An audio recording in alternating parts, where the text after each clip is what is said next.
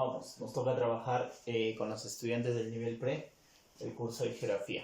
Para esta oportunidad tenemos que hablar del tema de la hidrosfera. A ver, tengamos en cuenta y vamos a partir de lo siguiente, que cuando hablamos de la hidrosfera es la distribución del agua en sus tres estados, tanto sólido, líquido y gaseoso, en el planeta. La primera perspectiva. Ahora, ustedes saben que dentro de la geografía su objeto de estudio es el espacio geográfico. Y cuando hablamos de la geografía sistémica, nos habla de sistemas que van a hacer a que el hombre pueda desarrollarse. Dentro de eso tenemos a la sociosfera, tenemos a la biosfera, tenemos a la atmósfera, tenemos a la geósfera y tenemos a la hidrosfera. Listo. Entonces, esta hidrosfera ha permitido a que los distintos organismos, a un inicio unicelulares y luego los pluricelulares, se puedan desarrollar y se pueda generar la vida en nuestro planeta. A ver, tomando en cuenta esto, vamos a empezar a trabajar entonces con nuestros términos. La hidrosfera, jovencitos, abarca específicamente el 71% de todo el planeta, ¿no? Hay más porción, se podría decir, porción líquida que sólida, y solamente el 29% es parte de la corteza sólida.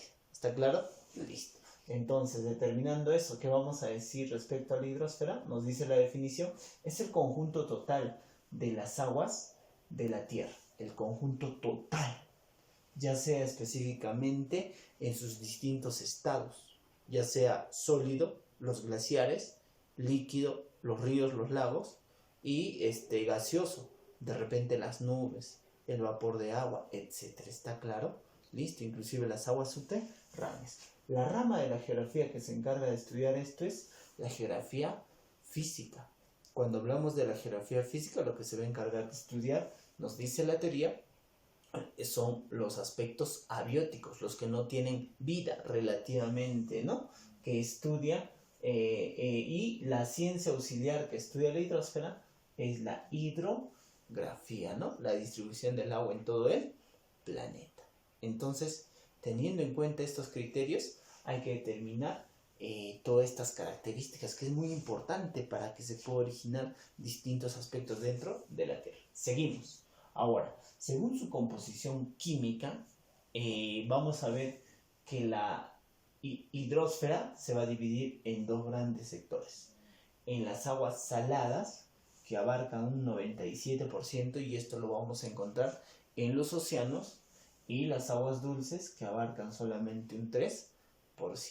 Por eso es que se dice que las aguas dulces deben de ser objetos muy bien valorados, ¿no? Esta agua dulce, ¿dónde lo vamos a encontrar? O se le puede catalogar las aguas continentales. Las aguas continentales lo vamos a localizar, ¿en dónde? En los ríos, lo vamos a encontrar específicamente en los lagos, las aguas subterráneas, los glaciares, etc. Entonces hay que tomar en cuenta estos aspectos, el 97% de agua salada y el 3% de agua dulce. Seguimos. Ahora, existe otra clasificación de las aguas según la distribución de la Tierra. Dentro de esto nos va a clasificar en las aguas lóticas, lénticas, freáticas y atmosféricas. Vamos por las aguas lóticas. A ver, para que me entiendan, se habla de aguas lóticas, específicamente aquellas aguas que se van a desplazar sobre la superficie, que tienen un desplazamiento. Si tú visualizas un río, ¿el río tiene desplazamiento? Sí. Entonces sería un ejemplo de las aguas lóticas. Otro ejemplo serían los riachuelos. ¿Está bien?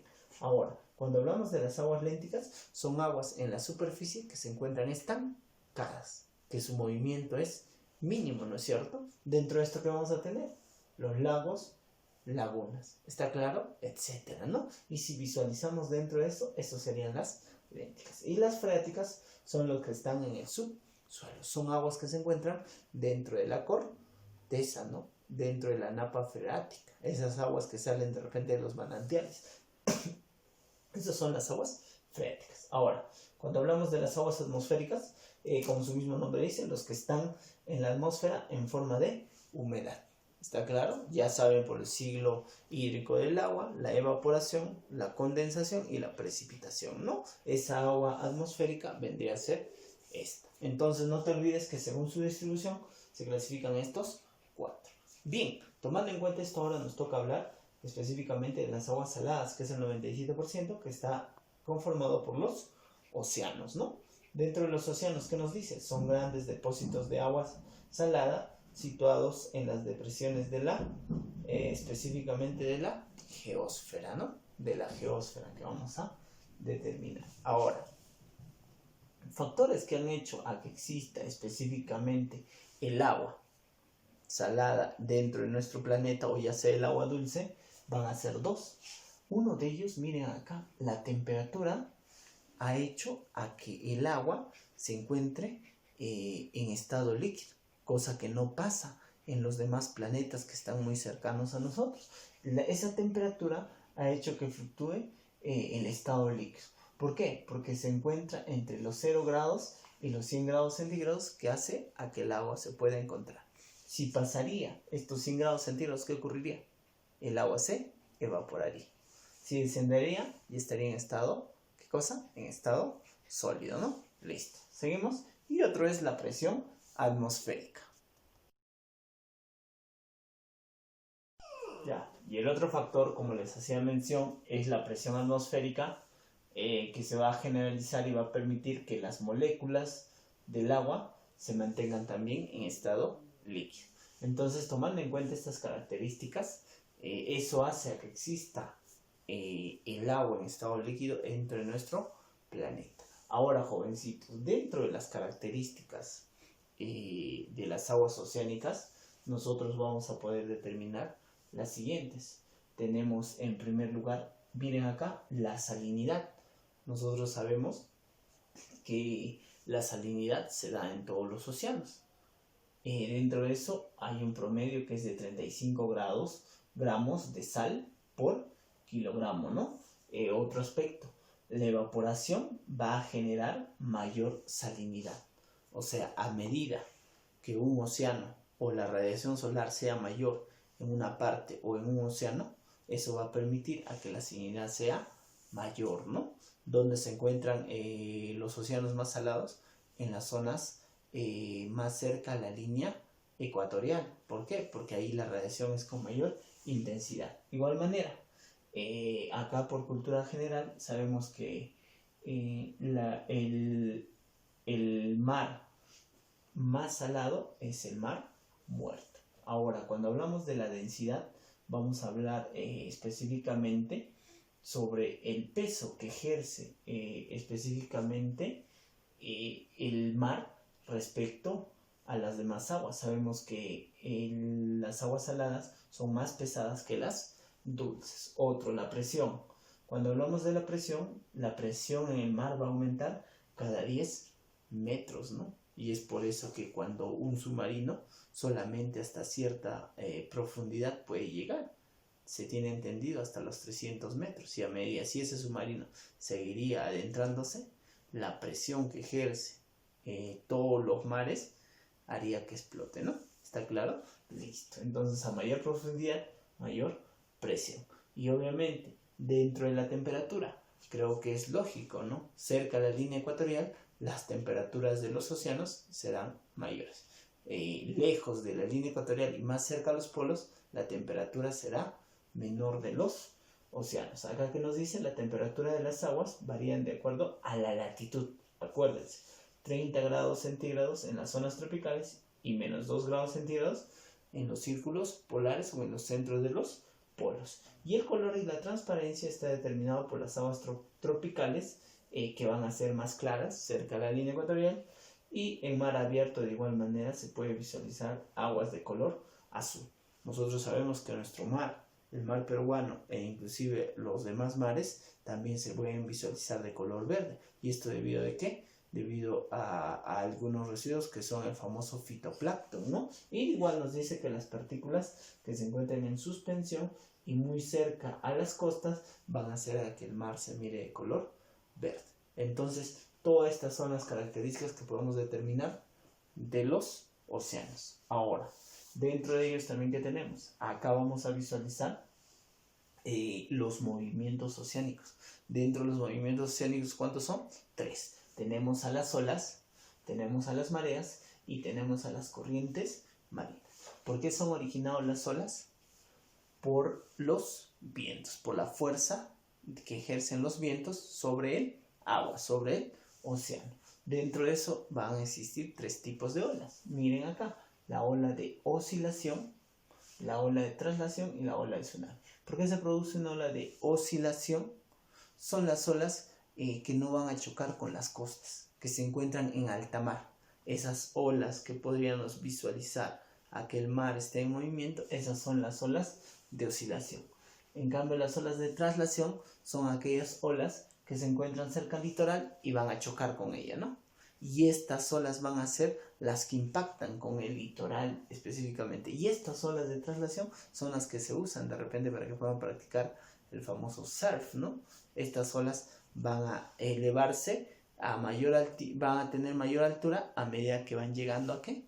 Cuando van llegando a las costas. Y las olas tsunámicas, estas ya son olas de gran altura que se van a producir por los movimientos telúricos, más conocidos como los maremotos. ¿Está claro? Listo. Las mareas, en contraposición, son generados por la atracción que ejerce el Sol y la Luna. Principalmente la Luna. ¿Qué hace la Luna? Va a ejercer o va a atraer específicamente a aquellos cuerpos con menor densidad. Y el que tiene menor densidad son esta masa hídrica, que son los océanos, ¿no? Y específicamente, ¿qué nos va a producir? Un ascenso y un descenso. Un ascenso específicamente llamado marea viva, principalmente de noche, y un descenso, la marea muerta de día, ¿no? Por eso es peligroso meterse al mar, porque el ascenso o el volumen de los mares aumenta. ¿Está claro? Y por último, las corrientes marinas. Las corrientes marinas son generadas por el movimiento de rotación. Dentro de las corrientes marinas, si queremos visualizar al Perú, podremos tener en cuenta la corriente peruana, que van de dirección de sur a norte, y la otra sería la corriente del Niño, que va a la inversa, de norte a sur. Son algunas de las corrientes que existen en todo el planeta. ¿Está claro? Listo. Ahora, para poder determinar y seguir hablando sobre los océanos, vamos a tomar en cuenta sobre el relieve submarino. ¿Está claro? Listo. Cuando hablamos de relieve submarino, vamos a tener principalmente 4 geomorfologías, ¿no? E inclusive 5. En el primero de ellos, el más cercano a las costas, miren acá, es el número 1, que se llama zócalo continental o plataforma continental. Ya, entonces, como te seguía haciendo mención, el zócalo continental es la parte dentro del relieve submarino que se ubica más cerca a las costas. Este zócalo continental, jovencitos, se ubica de 0 a 200 metros bajo el nivel del mar. Y si ustedes pueden visualizar, es hasta esta zona donde llega la radiación solar.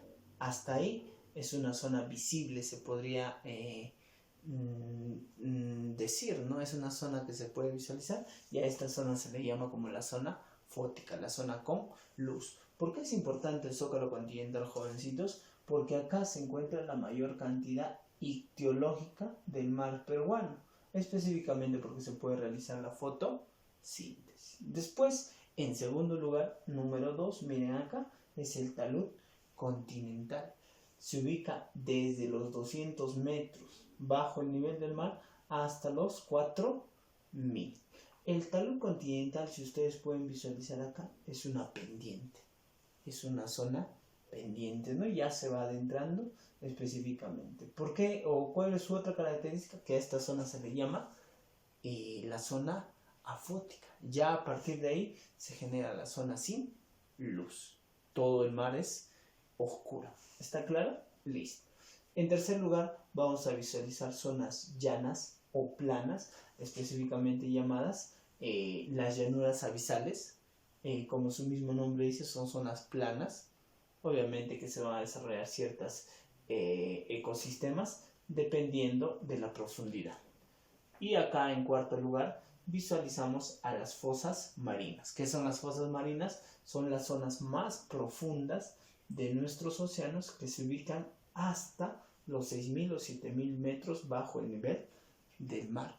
Tengan en cuenta entonces estas características que nosotros vamos determinando, ¿no? Ahora, acá podemos ver también que existen cordilleras. En esta zona de nuestro mar encontramos las cordilleras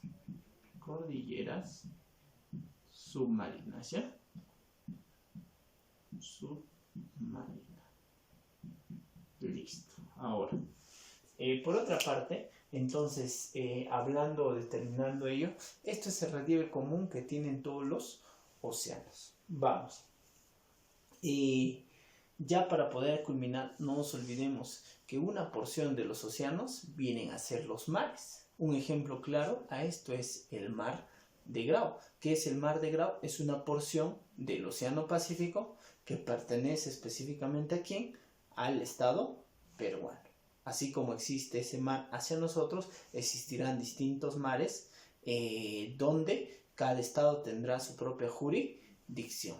Por cultura general sabemos en cuanto a los océanos que el océano más grande es el Océano Pacífico, el océano de mayor uso comercial es el Océano Atlántico, el océano más contaminado es el Océano Índico, específicamente el océano más frío es el Océano Antártico y el océano más pequeño es el Océano Ártico. ¿Cuántos océanos son? 5. Con eso estamos finiquitando y seguimos con la hidrosfera. Ahora nos toca hablar sobre las aguas continentales o las aguas dulces, si quieres llamar. Dentro de eso tenemos a los lagos y a los ríos. ¿Cuál es la diferencia de los lagos? Que son aguas estancadas en la superficie. Los ríos, aguas en movimiento. Vamos, seguimos. Dentro de los lagos vamos a ver que existen clases de lagos. Tenemos los lagos tectónicos que se van a originar en las fallas geológicas. Un ejemplo a ello en una falla geológica que se ha originado es el lago Titicaca, de origen tectónico. ¿Está claro? Listo, seguimos. Los lagos residuales son lagos que se van a originar por antiguos mares que han existido de repente en esas zonas, ¿no? Y por distintos cambios y los años se han ido quedando. Estos lagos, a diferencia de los lagos tectónicos, son lagos salados. Un ejemplo claro a estos, por su gran tamaño, es el mar Caspio. ¿Qué es el mar Caspio? Es el lago más grande del planeta de origen residual. Luego tenemos los volcánicos, como su mismo nombre dice, formado en un cráter apagado. Un ejemplo de ello es el ejemplo o el volcán del cráter. Imagínense, ¿no? En un cono volcánico que se acumule agua, eso es ese lago. Luego tenemos los lagos glaciares, la mayor cantidad de lagos o la mayor abundancia de este tipo de lagos que se originan en todo el planeta. Se van a originar específicamente por la erosión glaciar, ¿no? Debajo de los glaciares. Dentro de eso tenemos el lago Superior, que es el lago más grande de América del Norte, y Ontario, otro de los grandes lagos. Luego tenemos los lagos de barrera, son de corta duración por un periodo y de igual manera se generan por la interrupción del curso de los ríos, ¿no? Por los huaicos. Un ejemplo claro a ello es Oiro. Y los lagos de Herradura, miren acá, son aquellos lagos que se producen en la Amazonía. Entonces tengamos en cuenta, jovencitos, estas características, ¿no? Los lagos de Herradura se producen por los meandros abandonados en la Amazonía. Bien, por otra parte, dentro de los ríos, de igual manera vamos a visualizar que son aguas que van a discurrir, que van a tener un nacimiento, específicamente van a tener un curso superior, un curso medio y un curso inferior, cuando ya sería la desembocadura. Obviamente, si hablamos dentro de los ríos, ¿qué vamos a poder visualizar? Vamos a poder visualizar el caudal, que es el volumen de agua. El cauce es el lugar por donde va el agua. Específicamente acá tenemos los afluentes, es cuando un río secundario se une a un río principal. Efluente a la inversa, cuando de un río principal discurre a un río menor. De igual manera vamos a visualizar el régimen dentro de eso que es la variación de agua, ya sea el régimen regular o irregular, por la cantidad de agua que lleva. Y la cuenca, tenemos las cuencas exorreicas que desaguan hacia el océano, endorreicas se quedan en el continente y las arreicas que se filtran o se evaporan en su curso. ¿Está claro? Entonces todas estas son las características de los ríos, aguas que se encuentran en movimiento en la superficie terrestre. Uno de los ríos más grandes del planeta, ¿cuál es? El Amazonas. Vamos, ahora nos toca resolver preguntas y autoevaluación. Atención jóvenes, los números impares. Pregunta número 1, nos dice, a ver, vamos a leer. El mar más comercial, importante y antiguo. A ver, jovencitos, tengamos en cuenta que el mar más comercial se va a ubicar en Europa. Ya, específicamente Europa es lo que genera este mar. De igual manera, es muy importante, ¿por qué? Porque conecta a Europa con África.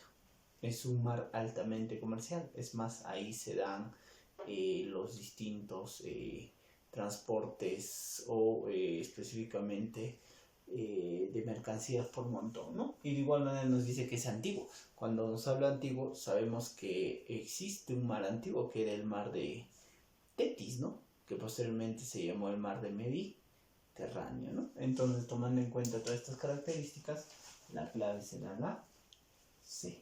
¿Ya? Listo. Ahora, claro, Tetis específicamente cuando existía el continente primitivo, uno solo que era Pangea, el océano primitivo que era Pantalasa y el mar primitivo que era Tetis, que hoy en día es el Mediterráneo. Clave C. 3. Son los lagos más profundos, se forman por el hundimiento del relieve continental. El lago más profundo del planeta se encuentra en Rusia, en Siberia, el lago Baikal. ¿De qué origen es este lago? Es de un origen tectónico, ¿ya? Listo. Al igual que el lago Titicaca. Entonces la clave será la D. Clavecita D. 5. La laguna de Quisticocha, cerca de Iquitos, nos dice, es de origen, nos está diciendo acá, por más que no conozcamos Iquitos se ubica específicamente en la selva o en la Amazonía, y en esa zona se ubican solamente por los meandros abandonados un tipo de lago, que son los lagos de herradura. Clave enano, ¿no? Clave de lagos de herradura, ¿no? Que se forman específicamente los meandros abandonados. ¿Y qué se puede producir acá en esta zona, jovencitos? ¿Qué se produce? Se puede hacer la acuicultura, ¿no? O la piscicultura con la crianza de peces de agua dulce, como son el caso del paiche. Clave E. 7. La línea que une los puntos más bajos de un cauce se llama, la línea que une los puntos, nos dice, más bajos de un cauce, se llama talweg. El talweg sirve específicamente para poder determinar las fronteras entre dos países. Ejemplo, en el lago Titicaca, el talweg es el punto más bajo para poder determinar la porción de lago que le pertenece a Perú y la porción que le pertenece a Bolivia. ¿Está claro? B. 9. A la vertiente cuyos ríos no tienen salida al mar se le denomina. Cuando hemos hablado de las vertientes, existen las vertientes exorreicas, que los ríos salen hacia el mar, endorreicas, los ríos se quedan en el continente, y arreicas, que se filtran o se evaporan. Por ende, la clave sería la C, acá en esta clavecita, acá de igual manera, ¿ya? Endorreicas, ríos que se quedan dentro del continente. Vamos con autoevaluación. 1. Se le conoce también como la zona nerítica. A ver, la zona nerítica, donde se encuentra la mayor cantidad de especies ictiológicas de peces. ¿Dónde les dije que se encontraba la mayor cantidad de peces? De 0 a 200 metros. ¿Cómo se llamaba? El zócalo continental o plataforma continental. De ahí se extrae la mayor cantidad de riquezas ictiológicas y de petróleo. ¿Por qué ictiológica? Porque hasta ahí es donde llega el sol, ¿no? A eso se le llama la zona nerítica, la zona con luz, y también su otro nombre es la zona fótica. Por ende, la respuesta sería el zócalo continental o plataforma continental. Clave B.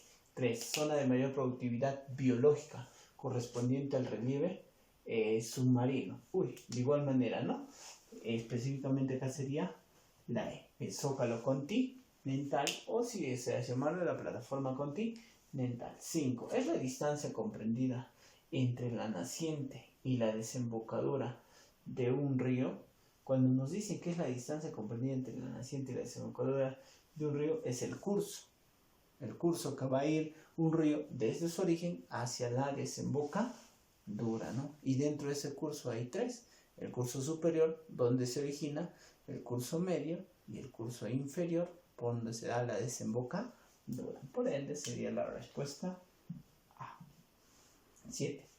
Área territorial recorrido por un río principal y sus afluentes. Dentro de esto, la respuesta va a ser las cuencas, ¿no? La cuenca es un conjunto, un río principal que va a tener específicamente a sus afluentes, ¿no? Ríos pequeños que se van a unir a ellos, ¿no? Por ende, acá sería la clave D. ¿Ya? 9. Son olas que se mueven delante del viento, que las impulsan cambiando de altura y dirección. Solo se transmite el movimiento, el agua no se transporta. Dentro de las olas hemos visto que hay 3, se producen por los vientos, ¿no? Las olas principales son las olas de oscilación y las olas de traslación. Las de traslación chocan con el continente, mientras que las olas de oscilación se encuentran en alta mar y simplemente son esos movimientos de bamboleo, ¿no? Que se da específicamente en el mar. Por ende, la respuesta en alta mar, por ende, serían las olas de oscilación, ¿no? Que solamente generan el movimiento. Muy bien, jovencitos, con eso estamos culminando. Las dudas, las inquietudes también lo resolveremos ya en las clases virtuales que vamos a tener. Actividad: resuelve los pares en tu módulo. Y 2, transcribe la pizarra y tener en cuenta, por favor, los gráficos. Ya, usa tu creatividad. Eso es todo tu actividad. Hasta la próxima.